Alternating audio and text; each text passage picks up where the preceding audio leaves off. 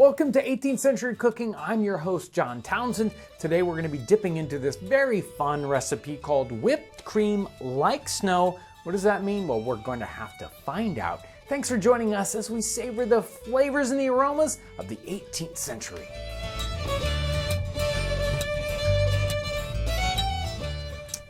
So before we get started, let me give you a little bit of the behind the scenes about how some of these recipes work. And this one's tricky. This comes from the Professed Cook. This is 1769, and this particular author is actually translating a French cookbook of that same time period. And so we've got kind of two translations that we have to figure out, both the original one from the French to the English, and then what does the English one mean, right? So this one's whipped cream like snow. It says make small cakes in the form of pots with a good paste. When they are baked, take off the top. Take out as much of the inside as you can without breaking them. Fill them with a good whipped cream and put the covers on and serve. Now, we had trouble right away when it says, make small cakes. It doesn't say which cake to make.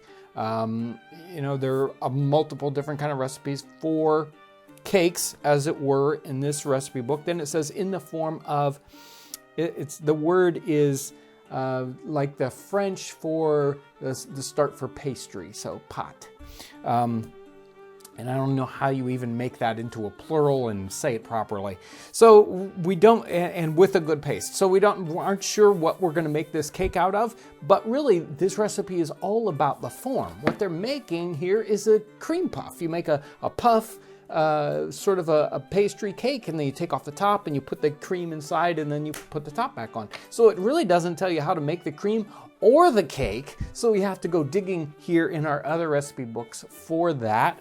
If we back up in this recipe book a few 20 pages or so, we find royal paste. That's what we're going to use in today's recipe. There are multiple other ones here. I've tried a couple. They didn't work very well at all, but we found the perfect one here about 20 pages back.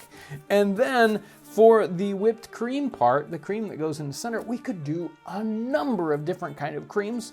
But actually, I've picked one out of Eliza Smith's Complete Housewife Cookbook. That one is actually the cream for a whipped syllabub. That one is nice and easy, very tasty. So that's the cream that we're going to put in here. Although, boy, we could do all kinds of great things for the inside of this one. This is really one of the best parts of this. Each time it's like you have to be a detective to put together the different components and come up with what they probably were making. Let's get started on this one. Here is royal paste. This is from the Professed Cook. Boil half a pint of water a moment. And with a little sugar, a quarter of a pound of butter, a little fine rasped lemon peel, a little salt, put flour to it, a little and a little, to mix it well and pretty thick. Turn it and stir it continually on the fire until it quits the pan.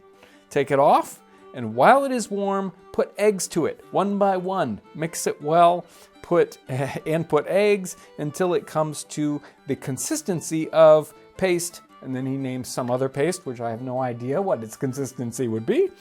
And it sticks to the fingers. Well, if you're familiar with similar, this kind of paste or batter or dough, you would call it, is called choux. And it's one that we have to make it over the fire. So let's get our pan on the fire. We'll start making up this royal paste. So in the pan here, we've got boiling about a cup of water. It's not very much water at all. To that, we're going to add our sugar, about a tablespoon of sugar. Now we put in some lemon zest. That's the one thing that's a little bit different about this choux or this royal paste than some pastes that are going to be very similar to that. Now it's time to add butter, and we've got about 4 ounces of butter that we're going to put in. And now just a little bit of salt. We're going to make sure this comes right back up to heat. Now comes the trickier part. We're going to start adding our flour. So we're adding this flour, and You just need to keep stirring it, and as soon as it starts to break from the sides, you can see that, it's time to take it off the fire. We're off the fire. It's cooled down a little bit, but it's still warm. The directions say to add our eggs in one at a time while stirring. So, and it doesn't say how many eggs. It says to what consistency it's supposed to get. And this can be a little strange and sloppy, but we're just going to keep mixing until that gets completely mixed in.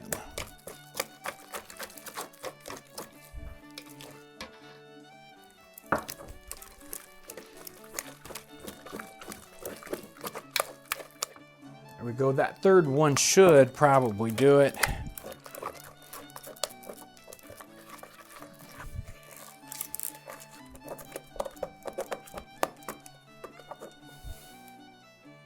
Yep, there it is. Well, the texture looks nice, smooth, silky. Hopefully that's the right texture that they're trying to shoot for in the recipe. Of course, you know, it says it sticks to your fingers. Well, that it does. So let's put some blobs of this on our cooking sheet.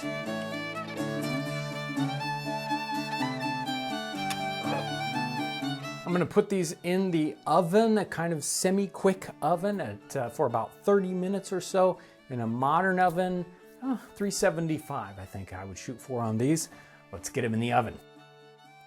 So our pastry's in the oven. It's time to work on our whipped cream component of this recipe.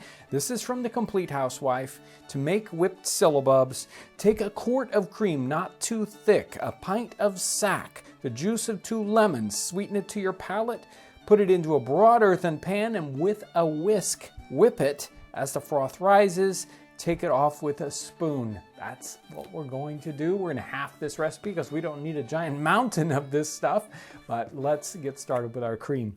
So first off, we've got about a pint of cream. We're gonna add that into our bowl, and it is kind of thick, but I'm sure it's not gonna cause us that much trouble. Sugar, I've got some sugar here already ground up with a mortar, so it's nice and fine. That should be about right. The juice of a lemon got here. And also we've got some sherry. In the recipe it calls for sack. We don't necessarily call it the same thing today. Sack, sherry, fairly similar.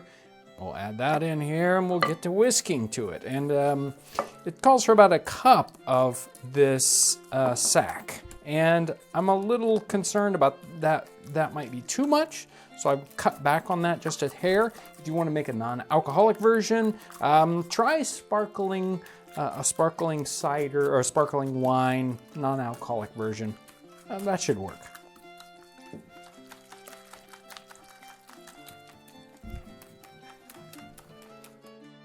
This is actually looking pretty good. I could keep going with this whipping and get it to a different consistency, but I think this is going to work just fine for these.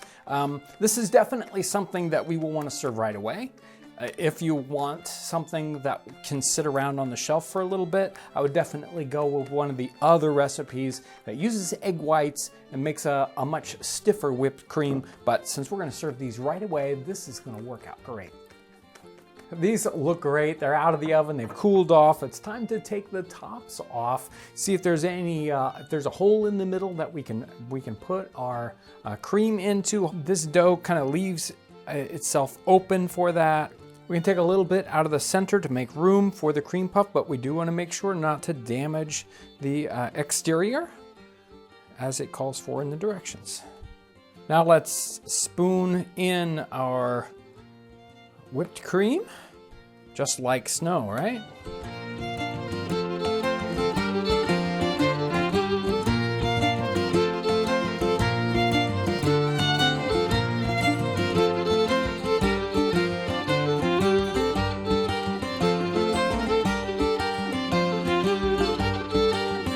Well, here they are. You know what?